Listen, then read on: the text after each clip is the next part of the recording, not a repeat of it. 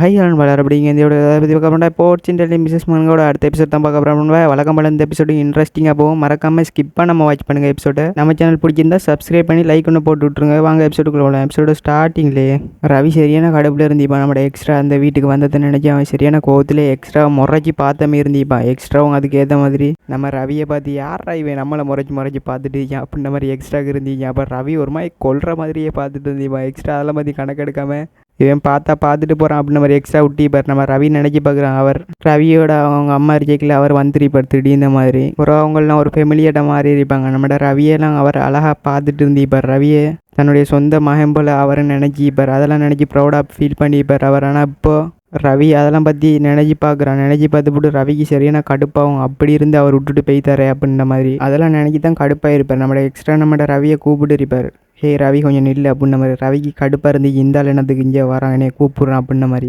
ரவி நினைக்கி பார்ப்பான். 17 வருஷம் இவர் விட்டு போய்த்து 17 வருஷம் ஆயிட்டு இப்போ வந்துக்கிட்டு தனது குழந்தைன்னு ஆட்டம் போட்டுட்டு இருந்த மனுஷன் அப்படின்ன மாதிரி ரவி கடும் கோவத்தில் இருப்பான். என்ன நோக்கத்தோட இங்கே வந்துருச்சு என்னத்துக்கு என்னை பார்க்க வந்து அப்படின்ன மாதிரி நம்ம ரவி ஒரு மாதிரி டெரராக பேச வச்சுட்டே கேட்டு அடிப்பான். நம்மளோட எக்ஸ்ட்ரா சொல்லிக்கிட்டு இருப்பார். உன்னைய பார்க்க தான் வந்தேன், நான் உன்னைட்டு ஒரு முக்கியமான விஷயம் பேசணும் அப்படின்ன மாதிரி நம்மளோட எக்ஸ்ட்ரா சொல்லிக்கிட்டு இருப்பார். அது என்ன வேண்டா, நான் உன்னைய மகைண்டு கூப்பிடலாமா அப்படின்ன மாதிரி நம்மளோட எக்ஸ்ட்ரா கேட்டுக்கிட்டு இருப்பார். நான் உன்னை மகன்டே கூப்பிட்டுக்கிறேன் அப்படின்ன மாதிரி நம்ம எக்ஸ்ட்ரா சொல்லும். ரவி கடுப்பாவான். என்னத்துக்கு நீ இப்படி சொல்கிற அப்படின்ன மாதிரி நம்ம எக்ஸ்ட்ரா சொல்லிக்கிட்டு இருப்பார். அதுவா, நான் கமலியாவே என் மகள்கிட்ட கூப்பிட்றேன், அதே மாதிரி நான் உன்னைய மகனாக ஏற்றுக்கிறேன் அப்படின்ன மாதிரி சொல்லிக்கல. ரவிக்கு கடுப்பாகும். ஒரு மாதிரி பெசர் வந்து அலட்டம் பண்ணிட்டுப்பார் ரவி. இவரனதுக்கு வாலண்டியராக வந்து என்னையோட வம்பிலுக்கொண்டு உண்டே வந்துருச்சார் அப்படின்ன மாதிரி ரவி கோமா கத்திட்டு இருக்கான். 17 வருஷம் கழிச்சு இப்போ வந்துக்கிட்டு நீ வந்து மகன் சொந்தம் கொண்டாட்டிட்டு இருந்தா நம்புவோண்டா நினைக்கிறேன் நாங்கள் அப்படின்ன மாதிரி கேட்டுட்டிப்பான். உனக்கு எந்த ஞாபகமும் இல்லை, எங்களை பற்றி ஒரு துள்ளி ஞாபகம் இருக்கா, நீ கோமாவில் கிடந்து மறந்துட்டேன்னு சொல்லிக்கிட்டு இருந்தா இது சரி வருமா அப்படின்ன மாதிரி ரவி டெரராக பேசிட்டு இருப்பான். எக்ஸ்ட்ரா பக்கத்தில் வந்து சொல்லிக்கிட்டு வர, நான் உன்னை என் மகனாக அக்செப்ட் பண்ணிக்கிறேன், கமலியாவை எப்படி ஏற்றுக்கிட்டேன்னு அப்படின்ன மாதிரி பக்கத்தில் வந்து டெரராக சொல்லுவார். ரவிக்கு ஃப்ளாஷ்பேக்கில் அவங்க அம்மா எக்ஸ்ட்ரா எல்லாம் சேர்ந்து ஒரு மாதிரி ஃபெமிலியாக ஆடிட்டு இருக்கிற மாதிரிலாம் அவனுக்கு அந்த ஞாபகமெல்லாம் திடீர்னு மாதிரி வந்துருச்சிங்க. எக்ஸ்ட்ராவோட அப்படி பழக்கமாக இருந்திப்பான். ரவி ஃப்ரெண்டாக இருந்திப்பான். ஆனால் இப்போது அவர் இப்படி மறந்ததில் ரவிக்கு சரியான கடுப்பாக இருந்துச்சிங்க. கோவத்தில் ரவி அந்த இடத்த விட்டு உடனே கிளம்பிடுவாங்கிட்ட. ஒரு நிமிஷம் இருக்க மாட்டான். எக்ஸ்ட்ரா பார்ப்பார். இந்த பையனுக்கு என்ன ஆச்சு திடீர்னு மாதிரி இவனுக்கு மூலையில் குழப்பம் அப்படின்ன மாதிரி எக்ஸ்ட்ரா ஜோசித்து ஜெயிக்கல. அவன் பட்டில் சொல்லிக்கிட்டு இருப்பார். அந்த பையனுக்கு ஏதோ ஒன்று தெரிஞ்சிருச்சு, பாஸ்ட்டில் நீங்கள் அந்த பையனோட இருந்தீப்பீங்கன்னு நான் நினைக்கிறேன் அப்படின்ன மாதிரி நம்மளோட பட்லர் சொல்லிக்கிட்டு இருப்பார். அதால் நீங்கள் அந்த பையன்கிட்ட கொஞ்சம் கேர்ஃபுல்லாக தான் பேசணும் அப்படின்ன மாதிரி நம்மளோட பட்லர் சொல்லியிருப்பார். அதால் இனிமேல் அந்த பையன்கிட்ட எப்போ பேசுகிறனாலும் ஒரு மாதிரி டெரராக மூஞ்சி வச்சுட்டுலாம் பேசாமல் ஒழுங்காக பேசுங்க அப்படின்ற மாதிரி நம்மளோட பட்லரை நம்மளோட எக்ஸ்ட்ராக்கு அட்வைஸ்லாம் போட்டுட்டு இருந்திருப்பார். பயப்பில் நீ இப்படியாடா பேசுகிற அவளை ஃபெமிலிட்ட அப்படின்ற மாதிரி பட்லர் கழுவி ஊற்றிருப்பார். எக்ஸ்ட்ரா உங்களுக்கு முதல்ல எப்படி பேசணும்னு கற்றுக் கொடுக்கணும் அப்படின்ற மாதிரி பட்லர் ஒரு மாதிரி வெக்ஸாக இருப்பார். என்னத்த செல்ல இந்த மனுஷனுக்கு அப்படின்ன மாதிரி செல்லைக்கில் எக்ஸ்ட்ரா செல்வார். எப்படி இருந்தாலும் அவன் என் மகன் தான், நான் ஏற்றுக்கிறேன் அப்படின்ன மாதிரி எக்ஸ்ட்ரா புலம்பிக்கிட்டு இருந்திருப்பார். அதை நினைக்கிதான் நான் கமலியாவை கிரேசியாக பேர் கூட்டிகிட்டு போயே திருவேன் அப்படின்ன மாதிரி அந்த 2 பேரும் சேர்ந்து பிளானை போட்டுட்டு இருப்பாள். கட் பண்ணாங்கல நம்ம ஹீரோயின் தான். எப்பா 2 போரை முடிக்கிட்டு வந்து கிடக்கு. 2 பேருக்கு நடுவில் நடக்க வந்த போரை அதை முடிக்கத்தில் பெரிய ஏதோ ஒன்று சாதிக்கிட்ட ஃபீல் ஆகுது எனக்கு அப்படின்ன மாதிரி நம்ம ஹீரோயின் தான் நிற்பா.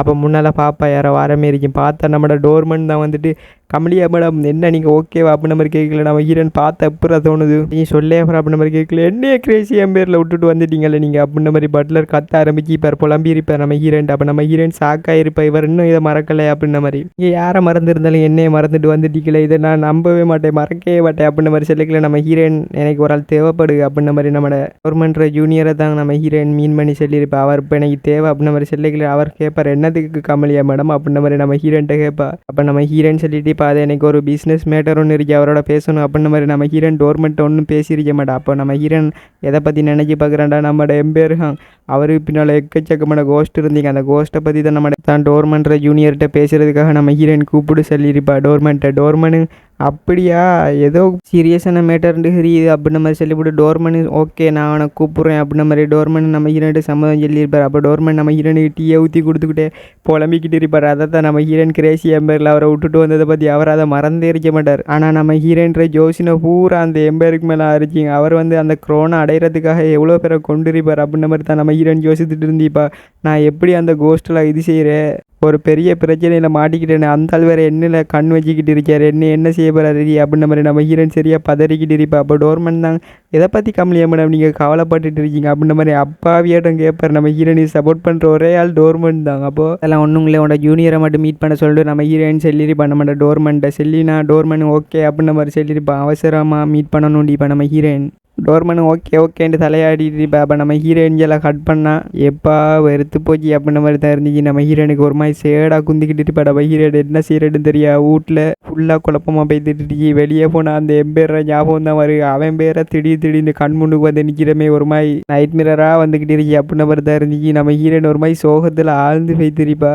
கட் பண்ணால் நம்ம ஹீரோயின் அவட கஃபேக்கு வந்துருப்பா. கஃபேயில் சிரிச்சுக்கிட்டே ஒரு லெட்டரை பார்த்துட்டு என்ன லெட்டர் இது, இம்பீரியர் ஃபேமிலியிலேருந்து வந்துருச்சு, என்ன வேறியா இதை ஓப்பன் பண்ணி பார்க்கணும் அப்படின்னு மாதிரி நம்ம ஹீரோயின் நினைச்சிக்கிட்டு இருந்தீப்பா. சரி அப்படின்ன மாதிரி நம்ம ஹீரோயின் அந்த லெட்டரை சிரிச்சுக்கிட்டே ஓப்பன் பண்ணி பார்க்கலான்னு ஓப்பன் பண்ணி பார்த்தா நம்ம ஹீரோயினுக்கு பெரிய ஒரு ஷாக்காக இருந்துச்சு. நம்ம ஹீரோயின் அந்த லெட்டரை பார்த்தோன்னே வெக்ஸாக இருப்பான். மண்டேலாம் ஒரு மாதிரி குழப்பமாக இருக்கு. என்னடா இது எங்கே பார்த்தாலும் பிரச்சனையாக தான் இருக்குது எனக்கு அப்படின்ற மாதிரி தான் இருந்துச்சு நம்ம ஹீரோயினுக்கு. என்னென்னு பார்த்தா என் பேரில் இருந்து அந்த நம்ம ஹீரோயினுக்கு இன்விடேஷன் வந்துருக்கு மீட் பண்ணுறதுக்காக. அங்கே எனக்கு விருப்பமே இல்லை அப்படின்ற மாதிரி நம்ம ஹீரோயின் புலம்பிக்கிட்டு இருப்பா. இருந்தாலும் போய் தான் ஆகணும் அப்படின்ற மாதிரி நம்ம ஹீரோயின் அந்த லெட்டரே குறுகுறுன்னு பார்த்துட்டு பின்னால் ஒரு குரல் கேட்டுருச்சிங்க, உனக்கு அங்கே போக விருப்பம் இல்லாட்டி விட்டு தள்ளு, என்னத்துக்கு போகிற நீ அப்படின்ற மாதிரி கேட்கும் ஒரு குரல். நம்ம ஹீரோயின் ஷாக்காயிருவா. யார் அது அப்படின்ற மாதிரி நம்ம ஹீரோயின் திடீர்னு ஷாக்காகி திருப்பி பார்ப்பா. அந்த லெட்டரை ஒரு ஆள் பிடிங்கிருக்கு. நம்ம ஹீரோயின் யாருன்னு பார்த்தா நம்மளோட எக்ஸ்ட்ரா வந்திருப்பார். இந்த லெட்டரை நான் கிழிக்கி போட்டுருவா அப்படின்னு மாதிரி கேட்பார். உனே போக விருப்பம் இல்லாட்டி நீ போவாதண்டைக்கில் நம்ம ஹீரோயின் அந்த லெட்டர்லாம் கை வைக்கிறாயா, என்னைய கொண்டு போட்டுருவாள் அந்த லெட்டரில் கை வச்சாண்டைக்கில், யார் உன்னைய கொள்கிறேன், நான் கிழிக்கி போடுறேன், நான் பதில் சொல்கிறேன், நம்ம குடியா பெரிய பிரச்சனை பின்னால் அப்படின்ற மாதிரி நம்ம ஹீரோயின் கத்திக்கிட்டு இருப்பா. எக்ஸ்ட்ரா அந்த லெட்டரை கொடுத்துருக்க மாட்டார். நம்ம ஹீரோயின் என்னையா உனக்கு பிரச்சனை அப்படின்ற மாதிரி கேட்டிருப்பா. நம்ம ஹீரோயின் எவ்வளோ போராடி பார்ப்பா அந்த லெட்டர். அவர் அங்கலை இங்கேயும் கையாட்டி மாற்றிட்டு இருந்திப்பா. நம்ம ஹீரோயின் எவ்வளோ பிடிக்க முயற்சி செஞ்சாலும் அந்த லெட்டரை பிடிக்க எரிக்க மாட்டேன் நம்ம ஹீரோயின். ஒரு கட்டத்தில் நம்ம ஹீரோயின் எனக்கு தேவையில்ல நீனே வச்சுக்க அப்படின்ற மாதிரி நம்ம ஹீரோயின் கடும் கோவத்தில் இருந்து இப்போ இவர் தரமாட்டார் அந்த லெட்டர் அப்படின்ற மாதிரி நம்ம ஹீரோயின். இந்த ஆளை என்ன செய்கிறேன் பார் அப்படின்ற மாதிரி தான் இருந்தீங்க. நம்ம ஹீரோயின் கடும் கோவத்தில் இருந்து இப்போ எக்ஸ்ட்ராக்கு மேலே அப்போ எக்ஸ்ட்ரா சொல்லிக்கிட்டு இருப்பார். உனக்கு போக விருப்பங்களாடி என்னத்துக்கு அந்த லெட்டரை வச்சு குறுகுறுன்னு பார்த்துட்டு இருப்பாங்க. அதை கிளிக்கறிஞ்சு விட்டு சும்மா இருக்கிறான் அப்படின்ற மாதிரி சொல்லிக்கல.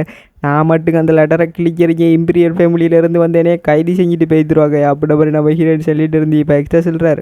உனக்கு மேலே கையை வச்சு விட்டு அந்த எம்பையர் உயிரோட இருக்கணுமே அப்படின்ற மாதிரி சொல்லுவார். எக்ஸ்ட்ரா ஒரு மாதிரி டெரரான பேச வச்சுட்டு அந்த எம்பையரை சும்மா விடுவேன் நான் நினைக்கிட்டு அப்படின்ற மாதிரி சொல்லல. உன்னையால் என்னையா செய்ய முடியும் அவர் அப்படின்ற மாதிரி நம்ம ஹீரோயின் பார்த்துட்டு இருப்பாங்களா. அப்போ எக்ஸ்ட்ரா நம்ம ஹீரோனுக்கு முன்னால் வந்து குந்திக்கிட்டு சொல்லிக்கிட்டு இருப்பார். நீ போக விருப்பங்களாட்டி போவாத, இதை நான் சீரியஸாக தான் சொல்லிக்கிட்டு இருக்கேன் அப்படின்ற மாதிரி ஒரு மாதிரி அவர் ஆறாக வெளியே விட்டுட்டு சொல்லிட்டு போய் நம்ம ஹீரோயின் பாப்பா என்னஹாயா வேணும் இந்த ஆளுக்கு திடீர்னு வந்து பிரச்சனை பண்ணிட்டியா, நானே நொந்து நூலு சாகி போய் இது கிடைக்கேன் அப்படின்ற மாதிரி நம்ம ஹீரோயின் சொல்லிக்கிட்டு இருப்பா. அவரை ப்ரெஷரை வழிகாட்டிட்டு சொல்லிட்டு இருப்பார். நான் சீரியஸ் தான் சொல்கிறேன், உனக்கு விருப்பங்களேன்னு ஒரு வார்த்தை சொன்னீங்கன்னா நான் அதை கட் பண்ணிடுறேன், நீ போக தேவையில்லைல. நம்ம ஹீரோயின் இல்லை நான் போய் ஆகணும் அப்படின்ற மாதிரி நம்ம ஹீரோயின் சொல்லி விட்டுருவா. ஏன்டா அவர் என்ன இன்வைட் பண்ணியிருப்பார், நான் போவாட்டி அது சரியாரியே அப்படின்ற மாதிரி நம்ம ஹீரோயின் எதையோ சொல்லி புலம்பிக்கிட்டு இருப்பார் நம்ம எக்ஸ்ட்ரா கிட்ட. அப்போ எக்ஸ்ட்ராவங்க அதை பார்த்துருப்பார். அப்படியா அப்படின்னா சரி அப்படின்ன மாதிரி எக்ஸ்ட்ராவங்க அதை ஃப்ரீயாக விட்டுருப்பார். ஒரு மாதிரி அப்போ அவர் ரிலீஃபாக என்ன மாதிரி இருந்துச்சு. அப்போ நம்ம ஹீரோயின் என்னத்துக்கு இருந்தால் இங்கே வந்தார் கஃபேக்கு அப்படின்ன மாதிரி நம்ம ஹீரோயின் கேட்டுருப்பா. அவரை பார்த்து அவர் சொல்லிக்கிட்டு இருப்பார். நான் அந்த கஃபேயில் ஏதோ ஸ்பெஷல் நான் கேள்விப்பட்டேன், அதான் வந்து பார்த்துட்டு போகலான்னு வந்தேன் அப்படின்ற மாதிரி சொல்லிக்கல நம்ம ஹீரோயின். அப்படியா அது சரி, அந்த லெட்டரை முதல்ல ஹையில் குடியா அதை கிழிக்கிற போகிறா நீ அப்படின்ற மாதிரி நம்ம ஹீரோயின் பதறிக்கிட்டு இருந்தீப்பா. அந்த லெட்டரை முதல்ல ஹையில் சாப்பிட்டவர் சிலக்கில் எக்ஸ்ட்ரா இதுவா அப்படின்ற மாதிரி ஆட்டிட்டு இருந்தீப்பா. நம்ம ஹீரோயினுக்கு பதறிக்கிட்டு இருந்தீங்க. அந்த இன்விடேஷனை கையில் வாங்க கடி. அப்போ நம்ம ஹீரோயின் ஒரு வழியாக வாங்கிடுவா, எக்ஸ்ட்ராவும் கொடுத்துருவா. இருந்தால் நீனே வச்சுக்கிது எனக்கு தேவையில்ல அப்படின்ற மாதிரி. அப்போ நம்ம ஹீரோயின் அதை பிடிக்கினது பிறகு ரிலீஃபாக இருந்தீங்க நம்ம ஹீரோனுக்கு. இங்கே ஹரிமேனு உங்களுக்கு எப்படி தெரியும் அப்படின்ற மாதிரி நம்ம ஹீரோயின் எக்ஸ்ட்ரா பார்த்து கேட்பார். அதுக்கு எக்ஸ்ட்ராவும் அது வந்துட்டு செல்ல வருவார் எக்ஸ்ட்ரா. அப்போ பின்னால் இருந்து ஒரு ஏவர ஒரு சத்தம் கேட்குங்க, எதையோ ஃபுல்லாக மடக்குன்னு குடிக்கிட்டு பேக்குன்ற ஏவர ஒரு நூட்டியாட்டோம். நம்ம ஹீரோயின் பாப்பா என்ன இந்த அதிர்ச்சியா, பின்னால் திரும்பி பார்த்தா காய் கமலியா மேடம் அப்படின்ற மாதிரி நம்மளோட பட்லராக காய் ஆட்டிக்கிட்டாங்க. உள்ள சாப்பாடெல்லாம் வெளுத்து அடிக்கி திண்டுக்கிட்டு இருப்பார். கேக்கில் இருந்து அந்த ட்ரிங்க்ஸ்ல இருந்து எல்லாத்தையும் சும்மா வெளுத்து கட்டிட்டு இருப்பார் பட்லர். ஏவர வயிற்றுல இடங்களாட்டையும் போட்டு திணிக்கிட்டு இருப்பார். இது ரொம்ப டேஸ்ட்டாக இருக்கு கமலியா மேடம் அப்படின்ற மாதிரி நான் சொல்லிட்டு இருப்பார் நம்ம ஹீரோனை பார்த்து. அப்போ நம்ம ஹீரோன் அதிர்ச்சியா பாப்பா இந்த ஆளுக்கு வேற வேலை இல்லை அப்படின்ற மாதிரி தான் இருந்துச்சு நம்ம ஹீரோனுக்கு. அப்போ நம்மளுடைய பட்லர் ஜூஸை குடிச்சிக்கிட்டே சொல்லிக்கிட்டு இருப்பார். வா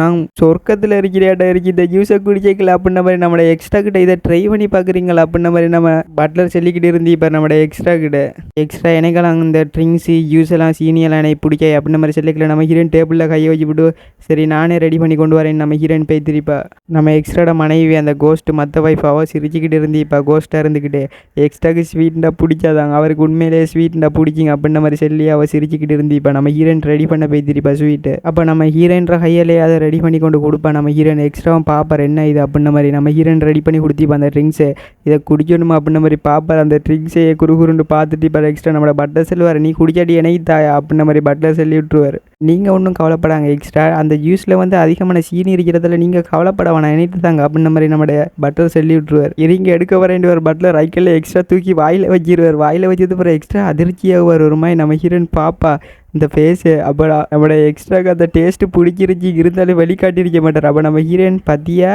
பிடிச்சிருச்சா அப்படின்ன மாதிரி நம்ம ஹீரோயின் பார்த்துட்டு இருந்துப்பா எக்ஸ்ட்ரா அதெல்லாம் ஒன்றும் இல்லையா அப்படின்ன மாதிரி எக்ஸ்ட்ரா சொல்லி சமாளிச்சிருப்பார் நம்ம ஹீரோன்ட்டு அதெல்லாம் இருக்கட்டுங்க அந்த ஒரு பள்ளி ஒன்று அப்பிக்கிட்டு இருக்கு யார் அதுண்டுவார் அங்கே பார்த்தா நம்மளோட ஜூனியராக இருந்திப்பார் நம்ம ஹீரோடே சாக்காக இருந்துச்சு யோ நீ என்ன செய்கிற அப்படின்னு மாதிரி தான் இருந்தீங்க அவர் வந்து அந்த செவத்தை துடைக்கிற மாதிரி அப்பிக்கிட்டு இருந்திப்பார் நம்ம ஹீரோடே சாக்காக இருந்துச்சு இந்த ஆள் என்ன செய்யுது இங்கேண்டு அப்போ அவருக்கு சாக்காக இருந்துச்சு மாட்டிக்கிட்டோமோ அப்படின்ற மாதிரி அவர் ஒழிக்கிருந்த லட்சணம் அப்படி அதோடைய எபிசோட் முடியுது கைஸ் அடுத்த எபிசோடில் சந்திப்பா மறக்காம சேனலை சப்ஸ்கிரைப் பண்ணி லைக் ஒன்று தட்டி விட்டுருங்கோ